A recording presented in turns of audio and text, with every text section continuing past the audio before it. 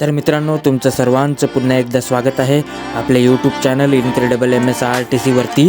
तर मित्रांनो, आज मी तुम्हाला या व्हिडिओमध्ये खानदेशातील जळगावला महाराष्ट्राची उपराजधानी नागपूरशी जोडणारा शेड्यूल नागपूर जळगाव या बस शेड्यूलविषयी माहिती सांगणार आहोत। तर हा व्हिडिओ तुम्ही पूर्ण शेवटपर्यंत बघा आणि चला आता चालू करूया आजचा आपला हा व्हिडिओ।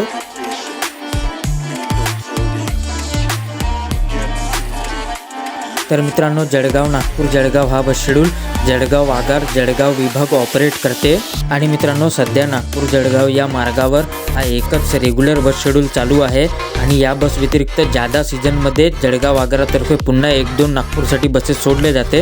आणि मित्रांनो, नागपूरवरून जळगावला जायला या बस व्यतिरिक्त गणेशपेठ आगाराची नागपूर धुळे बस सुद्धा उपलब्ध आहे, ज्याचा व्हिडिओ आपल्या चॅनलवरती ऑलरेडी अपलोड केला आहे। त्या व्हिडिओची लिंक जी आहे ती या व्हिडिओच्या डिस्क्रिप्शनमध्ये तुम्हाला मिळून जाईल।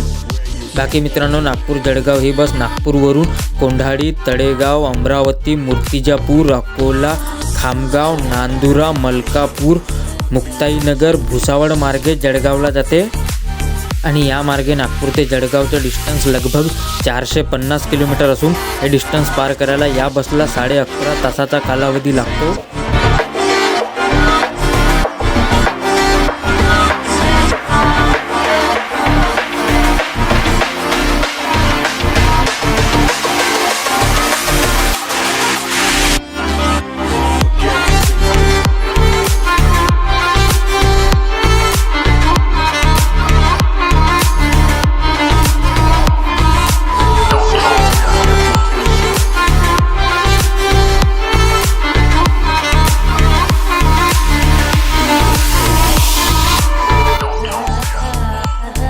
तसेच मित्रांनो, नागपूर ते जळगावचं फुल तिकीट 755 रुपये आहे आणि हाफ तिकीट 378 रुपये आहे आणि इतर ठिकाणचे तिकीट दर जसे की नागपूर भुसावळ, नागपूर मुक्ताईनगर वगैरे वगैरे यांचे तिकीट दर जे आहेत ते पुढे व्हिडिओमध्ये दिलेलं आहे।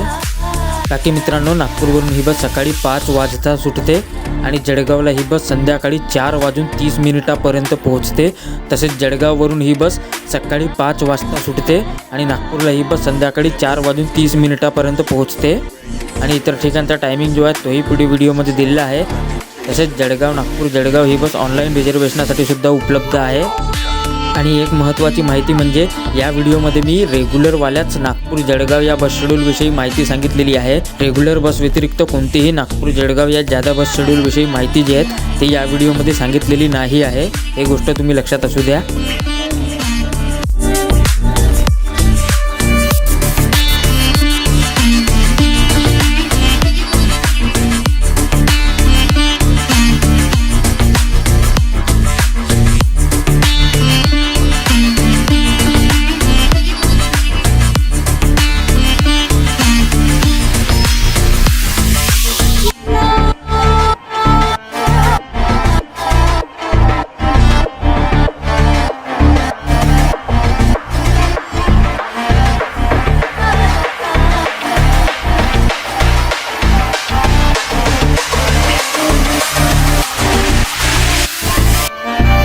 तर बस मित्रांनो, या व्हिडिओमध्ये बस एवढंच। हा व्हिडिओ आवडला असेल तर लाईक करा, शेअर करा आणि आपल्या चॅनलवरती पहिल्यांदा आले असेल तर आपल्या चॅनलला सबस्क्राईब करायला विसरू नका।